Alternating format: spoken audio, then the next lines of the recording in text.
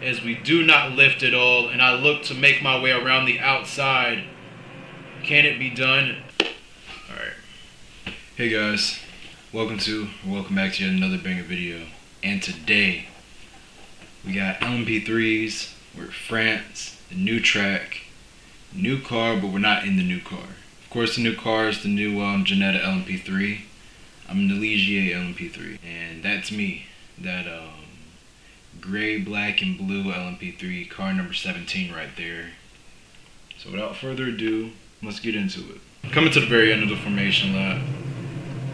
About to round that last turn. As you can see, tires are very cold, as that bright yellow car number 43 is showing us. We're holding our speed, and as you can see in the background, green, green, green, let's go racing. The field gets away pretty nicely. A lot of people using that new Ginetta. As we make our way through Sector 1 for the first time, and already on the attack is this other car number 17 in that beautiful pink livery. That's definitely custom for sure. Somebody going off track, that's an LMP2.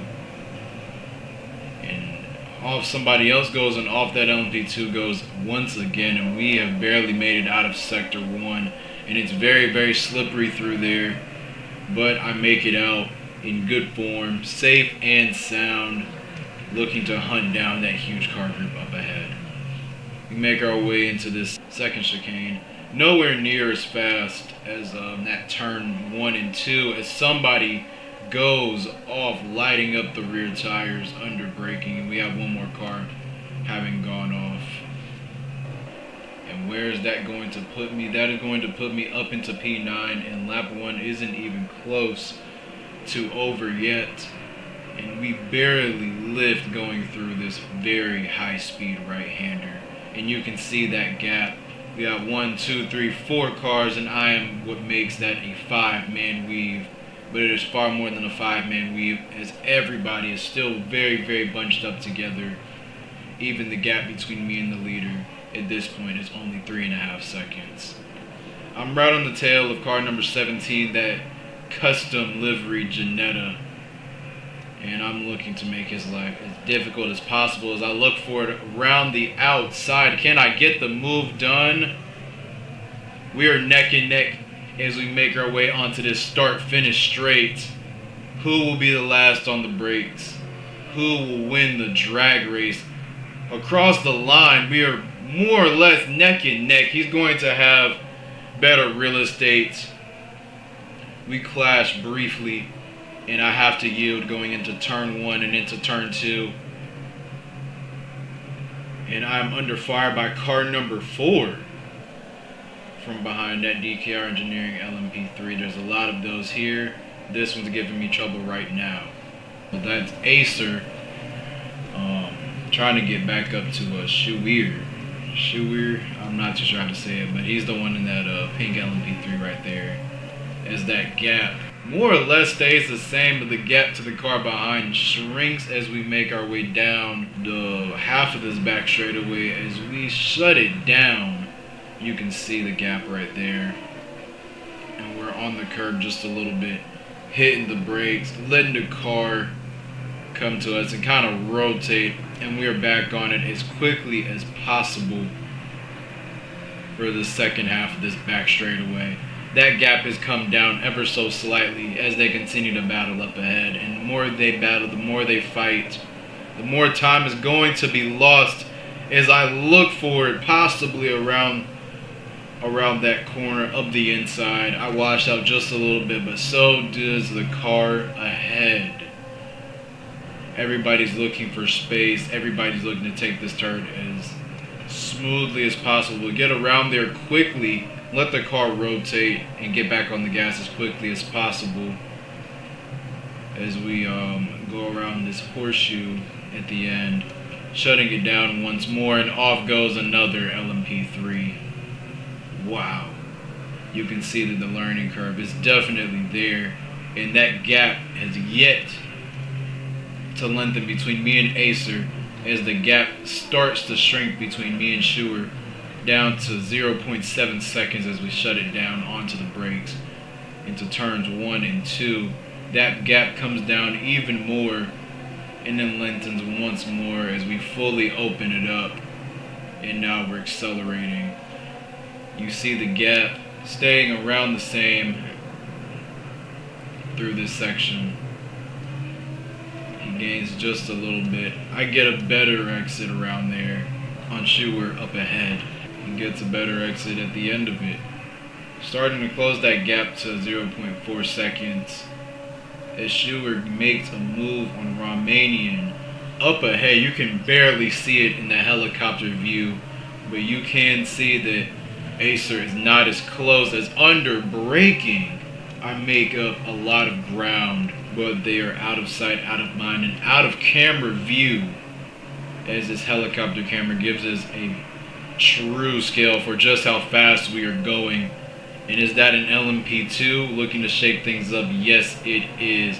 Making his way around Acer, going up the inside around this very, very long right-hander. Very important that you get this right, and very important that you open it up and get on the gas before you hit that apex curb, as we're going to let him through. Consistency is key, and both me and Acer are giving you a masterclass as to what that looks like as the DKR Engineering LMP2 makes its way around both me and Acer. Thankfully, we don't lose really any time because we didn't get caught under braking. And at this point, hoping that the cars up ahead get caught under braking, because that's going to bring them closer to me and make a bit more room for a mistake. But speaking of mistakes, I wash out a bit wider. The car just not giving me as much rotation as I would have hoped for. It starts to become a three-man weave as Cole starts to bring that gap down between him and Acer. And to me, as Acer is now 0.1 seconds away from me, and we are almost neck and neck going into this braking zone, and through goes Acer around that chicane, and we exit. And I have lost not one but two positions, both to Acer and to Cole, as we do not lift at all, and I look to make my way around the outside. Can it be done? Unfortunately, no, it cannot. But, oh no! Acer and Cole have both taken themselves out in that long right-hander. Like I said in the previous lap, it is very important that you get it right, and we're only on lap 4, and with around 11 laps here and around 7 of those left to go, that is pure heartbreak, but you have time to make it up. But wow, that is not what you want to see, but it's going to give me an opportunity to run an open air here. And Straka is making ground on me, that gap going down to about half a second, and it was a second at the beginning of this lap. He's starting to make himself a threat, but my focus is still up ahead as that gap goes up just a little bit and stays more or less the same. My exit out of this corner, not very good at all, and Straka is going to take full advantage of that now, breathing down my diffuser, and I'm having to take defensive measures as he thinks, can he go around the outside? Yes, he can. That very much being a no contest move for Straka, and that is P9 for me. But I tuck right into the diffuser of Straka as we make our way around this very, very fast right-hander, not lifting at all. And that gap is now to the tune of about 0.4 seconds, 0.5 briefly, around the same on exit, but he gains just a little bit. He's going to gain even more.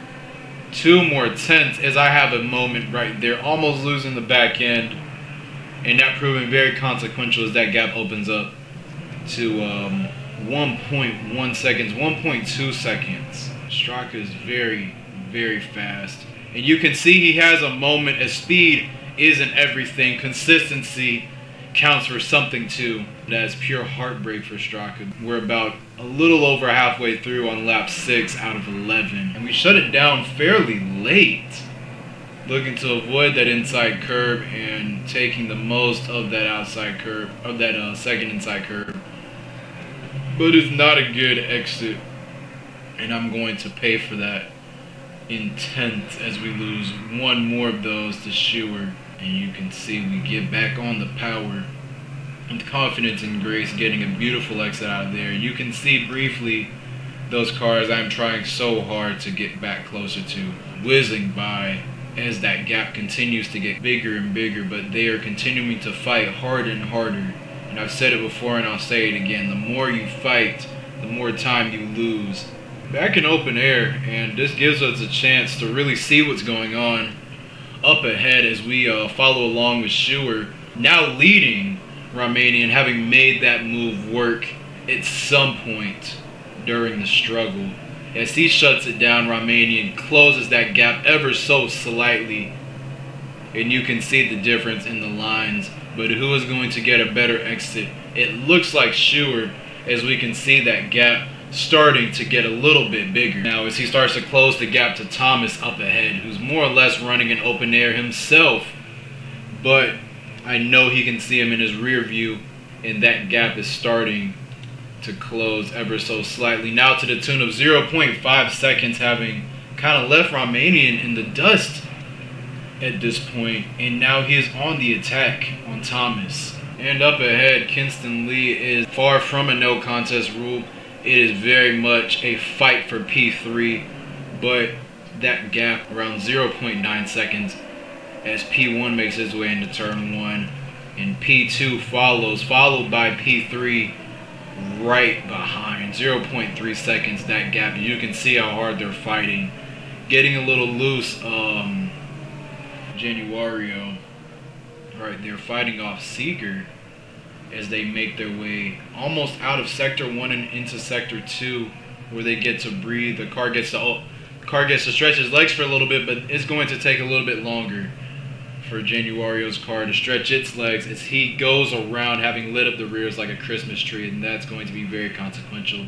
He drops down to P7, Seeger stays in P2, and Marzalek is now in P3. As we go back to me, I am now in P10, struggling to fight off some cars, losing to Straka once again as he goes off once again, proving that consistency beats all out pace.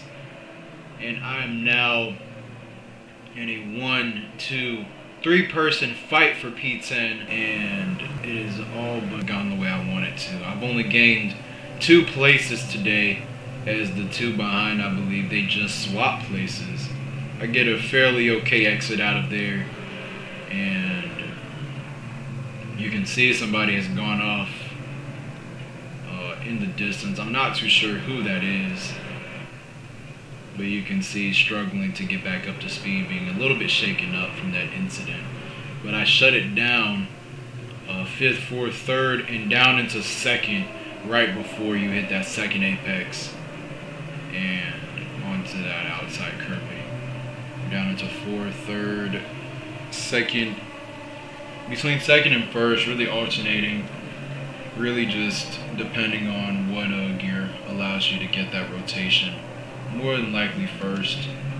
This car, once you get to those low speeds, you're really relying on that mechanical grip, and it does have a lot, but at those low speeds, just getting it to fully turn in can be a bit difficult. Obviously, car settings can help with that. I have now given myself a bit of breathing room as Acer and Pinkman continue to fight each other. That is going to allow that gap to open up as, wow, I go through past Cole. It looks like he had himself some sort of off, and he tucks in right behind me as we make our way into Sector 2. Out of this technical section, it is Sector 1. It's fast, but it's technical, and at these 2 opposite ends of the track, it is nothing but technical as we get to stretch our legs and breathe once again, whizzing by the camera, and there is a flurry of cars from multiple different classes. I believe that might be the LMP1 class leader.